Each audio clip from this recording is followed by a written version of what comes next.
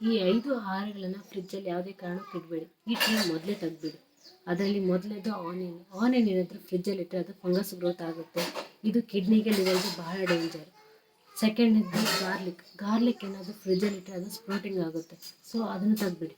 ಮೂರನೇದು ಟೊಮೆಟೊ ಫ್ರಿಜ್ಜಲ್ಲಿ ಇಟ್ಟರೆ ಅದರಲ್ಲಿ ನ್ಯಾಚುರಲ್ ಲೈಕೋಪೆನ್ ಎಲ್ಲ ಹಾಳಾಗುತ್ತೆ. ಅದಾದಮೇಲೆ ನ್ಯಾಚುರಲ್ ಫ್ಲೇವರ್ಸ್ ಎಲ್ಲ ಹೋಗುತ್ತೆ. ನಾಲ್ಕನೇದು ಪೊಟ್ಯಾಟೊ ಏನಾದರೂ ಫ್ರಿಜ್ಜಲ್ಲಿ ಇಟ್ಟರೆ ಅದು ಸ್ಪ್ರೌಟಿಂಗ್ ಆಗುತ್ತೆ. ಐದನೇದು ವಾಟರ್ ಮೆಲನ್ ಫ್ರಿಜ್ಜಲ್ಲಿ ಇಟ್ಟರೆ ಅದು ನ್ಯಾಚುರಲ್ ಫ್ಲೇವರ್ಸ್ ಅದೆಲ್ಲ ಹಾಳಾಗುತ್ತೆ. ನೀವು ಜ್ಯೂಸಲ್ಲಿ ಅಂಗಡಿಯಲ್ಲೆಲ್ಲ ನೋಡಿರ್ತಾರೆ, ಅದನ್ನ ಯಾರು ನಾರ್ಮಲಾಗಿ ಫ್ರಿಜ್ಜಲ್ಲಿ ಇಡೋದಿಲ್ಲ.